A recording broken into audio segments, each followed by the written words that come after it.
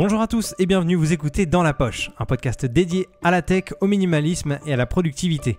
Je m'appelle Florian Beaufreton et je suis ravi de vous accueillir. Aujourd'hui, j'ai le plaisir de recevoir Manuel Diaz, entrepreneur, conférencier. Manuel a démarré très tôt dans l'entrepreneuriat avec les métiers du web et il a écrit un livre qui s'appelle Tous digitalisés et si votre futur avait commencé sans vous. Manuel crée également des vidéos sur sa chaîne YouTube qui s'appelle Manuel Diaz, tout simplement, et qui traite de sujets autour de l'entrepreneuriat. Dans cet épisode, on va faire un focus sur les mentors. Alors déjà, qu'est-ce que c'est un mentor ? Est-ce que c'est uniquement dédié aux entrepreneurs ? Est-ce que c'est payant, gratuit ? Comment on les trouve, etc. Si le programme vous intéresse, je vous invite à mettre vos écouteurs dans vos oreilles, à ranger votre smartphone dans votre poche, et c'est parti.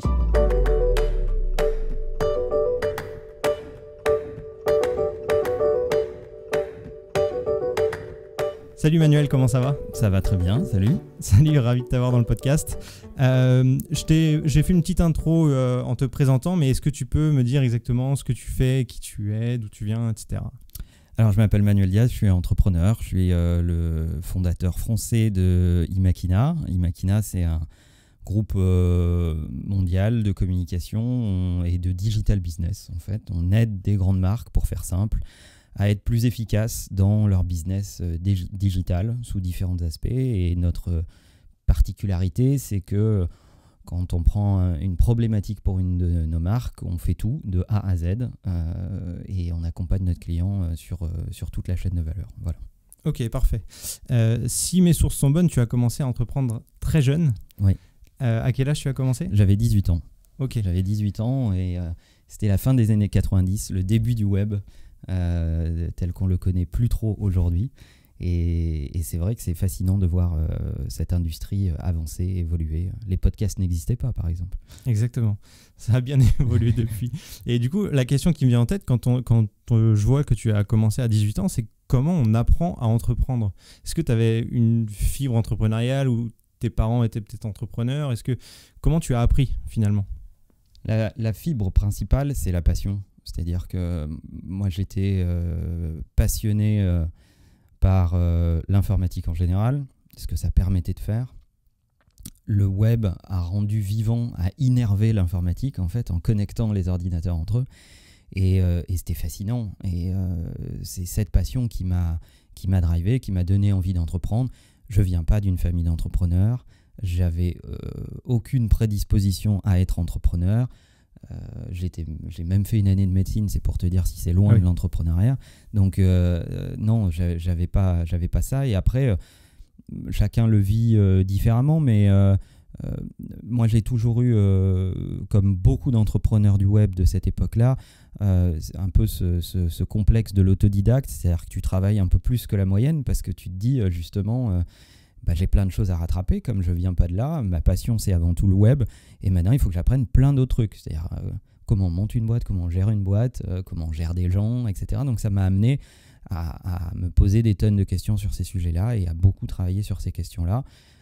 Donc, tu lis, tu rencontres d'autres personnes, tu te fais aider, tu te fais coacher, voilà. Ok, bonne transition parce qu'en parlant de se faire coacher, de se faire aider et de rencontrer des personnes, je voulais venir au sujet du mentorat. C'est le sujet de ce podcast. Déjà, est-ce que tu peux m'expliquer ce que c'est un mentor ? Alors en fait, c'est intéressant de se reposer cette question parce que c'est un mot qui a tendance à être de plus en plus galvaudé. Et je pense qu'il faut faire la différence entre quelqu'un qui t'aide, qui te donne des conseils, un parrain professionnel par exemple, et un mentor. Un mentor, c'est vraiment le step d'après, quoi. C'est une relation très très particulière entre deux personnes. Pour moi, le mentoring, c'est une relation qui se nourrit. Donc, tu donnes des choses et tu en reçois.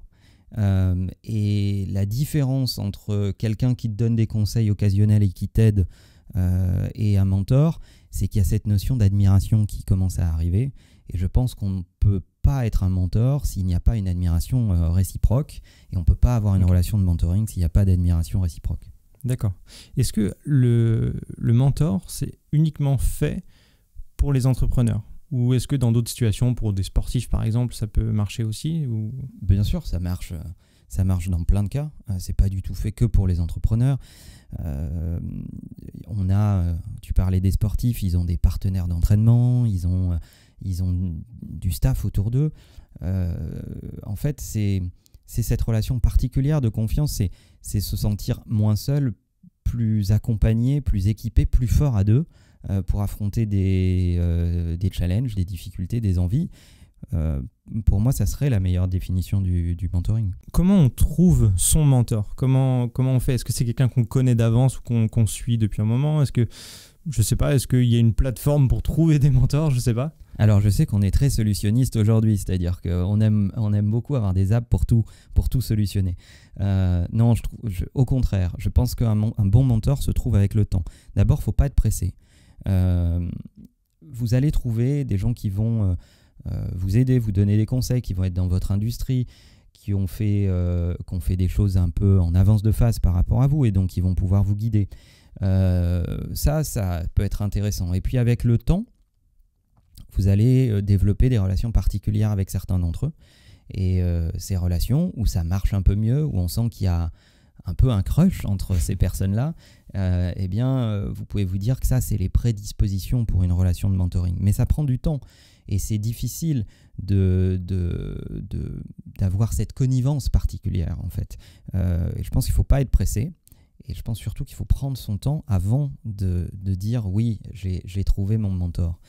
Sinon, on peut aller de déception en déception. Ok. Et donc, quand on a trouvé son mentor, on va dire, est-ce que c'est quelque chose de contractuel qu'on signe ensemble entre le mentor et la personne qui souhaite être mentorée, ou est-ce que ça se fait naturellement, il n'y a pas de contrat particulier entre les deux personnes ? Alors, il y a plusieurs écoles. Aux États-Unis, il y a des gens dont c'est le métier de mentorer d'autres personnes, en fait, et qui sont payés et rémunérés pour ça. C'est pas mal, mais ça a tendance à un petit peu à aseptiser ces relations-là. Nous, en Europe, on est plus romantique dans notre relation au business. Donc, moi, je suis plutôt de la famille de pensée qui tente à dire que la relation de mentoring doit être totalement gratuite. Ça fait partie du don de soi, en fait, que d'aider quelqu'un de façon désintéressée.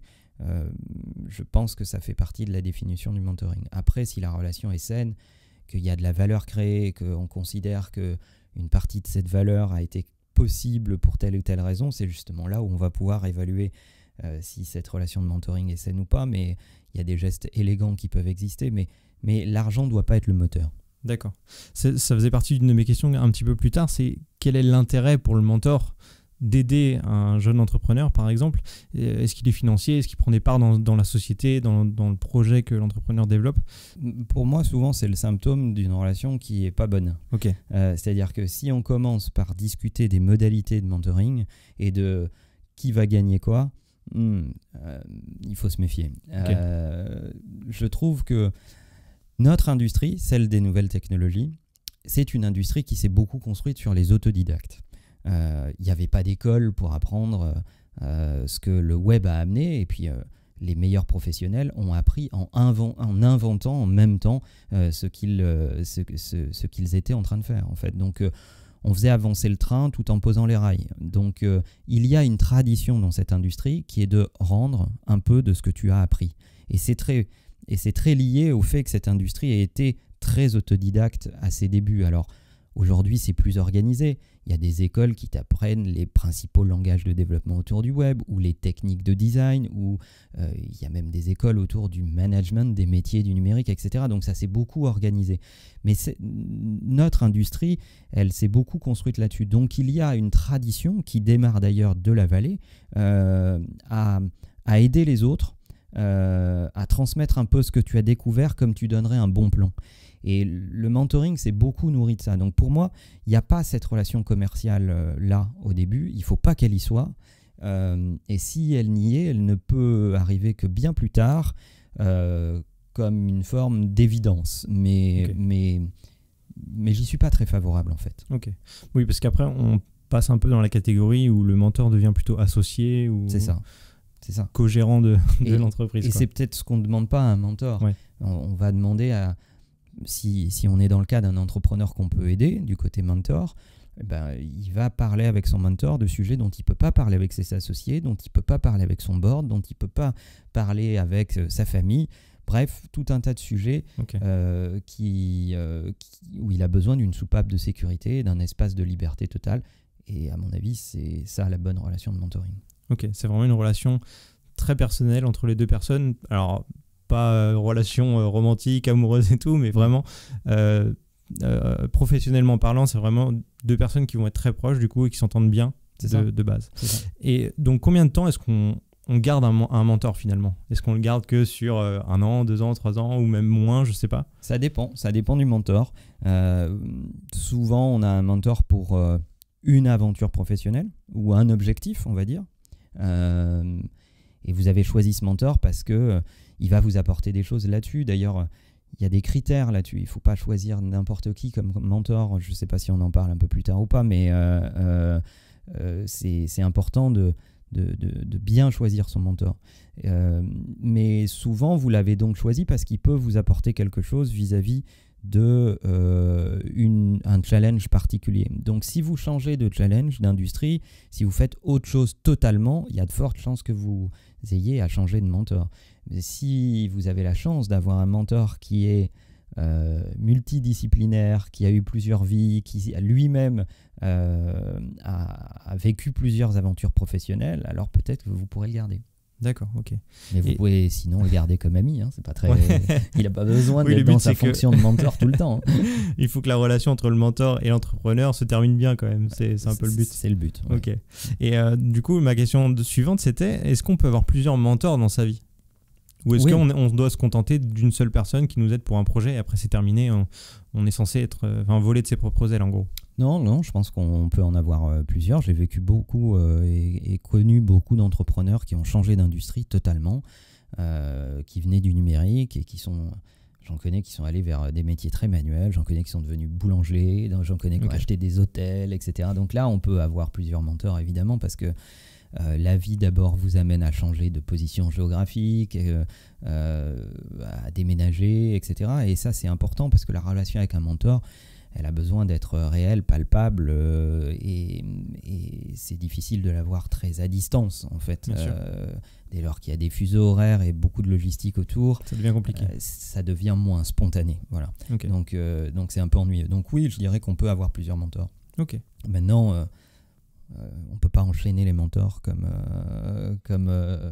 on enchaîne les trivialités. Donc faut faire attention, sinon ça veut dire qu'on ne valorise pas cette fonction particulière à sa juste valeur. Ça veut dire qu'on banalise les choses. Alors je sais que notre usage du langage, on a tendance à appeler ami n'importe qui qu'on connaît, etc., etc. Et le mentoring n'échappe pas à ça. Il est en train de devenir un buzzword qu'on utilise un peu à tort et à travers de mon point de vue. Ok, c'est vrai que ça en revient à ce que tu disais au départ, c'est qu'il faut prendre le temps de trouver son mentor, de nouer une relation avant pour être sûr que c'est la bonne personne pour nous accompagner. Ça, c'est clair.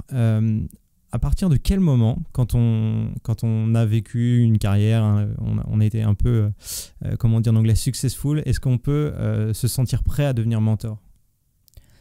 Je pense qu'il y a un truc qu'on sent en soi, c'est-à-dire qu'il y a différentes étapes dans la vie. Je pense que il y a une étape où on a besoin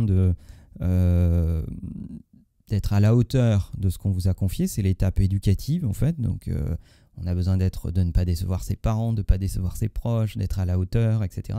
Ensuite, il y a une autre étape où on se prouve des choses à soi-même, où on a besoin de montrer qu'on va y arriver, de rendre les autres fiers, y compris quand ils ne croyaient pas en vous, etc., etc. Et puis vient une autre étape où on a envie de transmettre. Et c'est à partir de là qu'on commence à être à peu près prêt pour être mentor, je pense. Ça se décrète pas. D'ailleurs, vous allez, au tout début, vous allez en rater des relations de mentoring. Vous allez d'abord vous tromper sur les gens qui vous approchent. Vous allez vous tromper sur la relation. Vous allez parfois peut-être ne pas savoir, etc. Et je pense qu'il faut accumuler ces expériences-là pour être prêt. Et le mentoring, c'est comme se faire tendre un grand miroir. Ça va vous obliger à vous regarder avec une franchise absolue. Ok. 2 questions pour continuer. Est-ce que tu as eu un mentor? Est-ce que tu es devenu mentor? Oui, j'ai eu un mentor. J'en ai même eu plusieurs à différentes étapes de l'entreprise.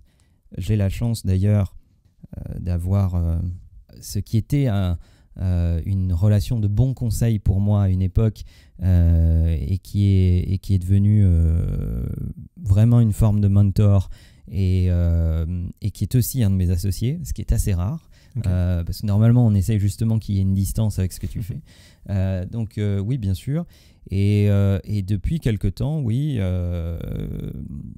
comme ça fait quand même 22 ans que je fais ce métier, j'ai la chance, le plaisir d'accompagner quelques jeunes entrepreneurs que j'aime bien.